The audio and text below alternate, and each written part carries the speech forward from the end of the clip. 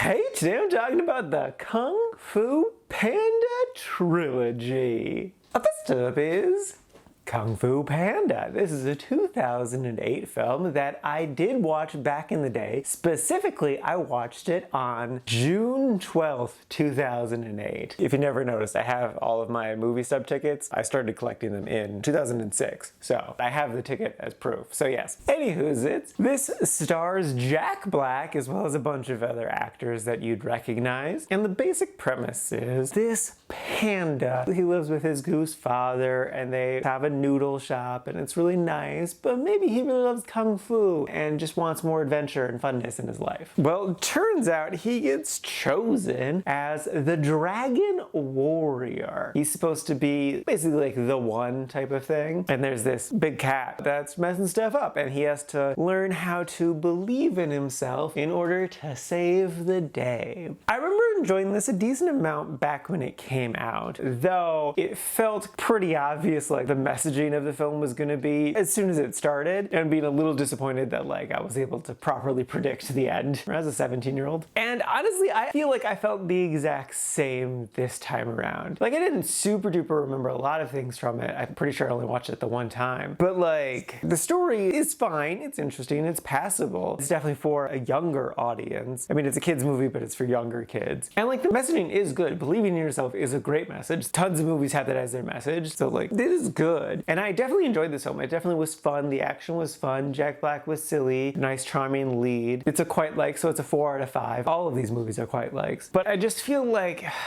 I don't know, it was missing a little something for me to push it up into the really liked category. I definitely wish there was more stuff with the Furious 5, because like you have all of these great actors, Angelina Jolie, David Cross, Lucy Liu, Jackie Chan, Seth Rogen, and like they do have little bits, but they don't really have character arcs, they don't really do a whole lot. They really just go from like, one of us is gonna be the dragon guy, and then they're disappointed and kind of angry and a bit of a dick to Poe, and then like they quickly get caught up in his charm and then like, oh, okay, we're cool with this guy. And then that's it for them. That's all really they do. And that's kind of all they do throughout most of the series, which is really disappointing because like in a lot of Poe's charm is him bouncing off of people. So it just would have been really fun to build those relationships with those guys and have like different dynamics between them. I know it's a kid's movie and I shouldn't expect a lot out of it, but I don't know. Everyone has their favorite character. And so you want your favorite character to do something. My favorite character is Viper, played by Lucy Liu. I am oddly attracted to that snake. I don't know how I feel about that, though I do note that they based the design on Lucy Liu, and I'm very okay with being attracted to Lucy Liu. She is nice. Anyway, I definitely enjoyed this movie, and I would recommend it. It's a nice, fun movie. I would definitely recommend it for younger kids. Like, it's a PG movie, and that's like the perfect rating for it. So like, if you got kids under 10, like, I'm sure they would have a blast with this movie. As an adult, I think you can like it, but it's not gonna blow your mind or anything. If you have nostalgia for it, I'm sure it's definitely worth a watch then too. So yeah, pretty good, would recommend.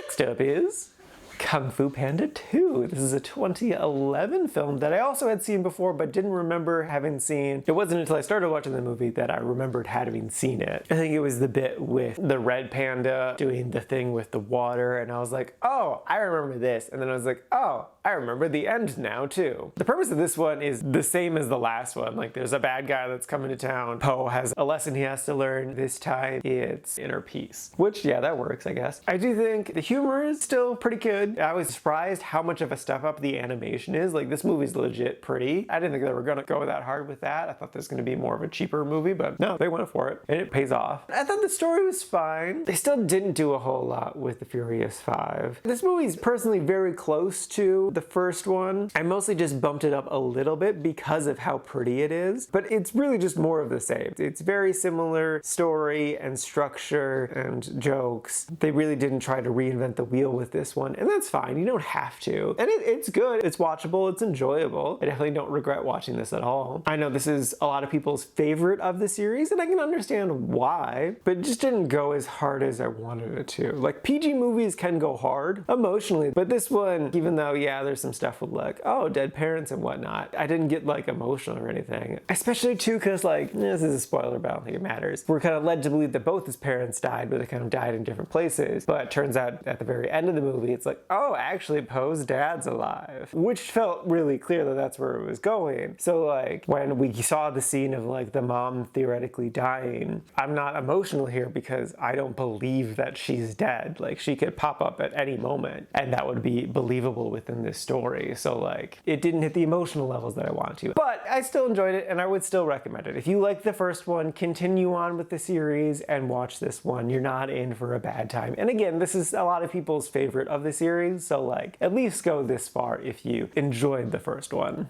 And lastly is Kung Fu Panda 3. This is a 2016 film, and honestly, this is my favorite of the trilogy. It's the first one where the movie started and it wasn't incredibly clear where it was gonna go. Like what he has to learn this time is how to be a teacher, and I wasn't exactly sure how he was gonna do it. And I thought the way in which he learned how to be a teacher was interesting. We meet his bio dad in this one, and that's fun. I definitely really enjoyed that they gave more screen time to his adoptive father. I like him a lot, and I definitely am really emotionally invested in him as a person because he's poured so much love into Poe, and Poe is his son, definitively. He's his son. And what's almost frustrating at times is Poe's, the way he jumps into meeting his bio dad and being all about his bio dad, just like kind of casting his actual father aside. And that's hurtful, but I think it's intentionally hurtful from the storyteller's perspective, that we're supposed to feel that pain, that we're supposed to relate to the father and his struggles. And I feel like they gave bio dad a lot to do. I just like what they do with him, that like, I mean, it's clear that he was lying about certain things and where that was gonna go, but his reasoning for that makes a lot of sense from like a concerned person perspective, because he lied because he was scared for Poe's safety, even though Poe is this incredible warrior. The bio dad just doesn't recognize that he's this incredible warrior. He just sees him as, oh, my long lost son is here, I must protect him. And I feel like they finally gave a little bit more agency to the Furious Five. Like they gave them their own scenes, like going off and exploring stuff. They gave just like the littlest bit of a story arc to Tigress with like the little kid who's obsessed with her. I think that was really fun. They should have developed that a lot more, but the little bit that we got was great. And I think the big end fight scene was a lot of fun too. So yeah,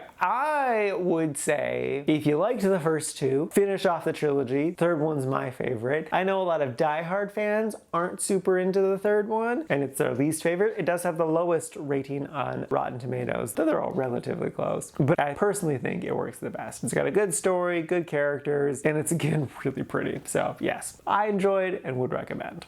Alrighty, now for today's rankings. First up, we got Kung Fu Panda sitting at number 34 in the quite like section. And then after that / above that is Kung Fu Panda 2 sitting at number 32, again in the quite like section. And then rounding out the trilogy, and my favorite of the three, is Kung Fu Panda 3 sitting at number 26, again in the quite like section. This is a total of 54 old movies so far this year.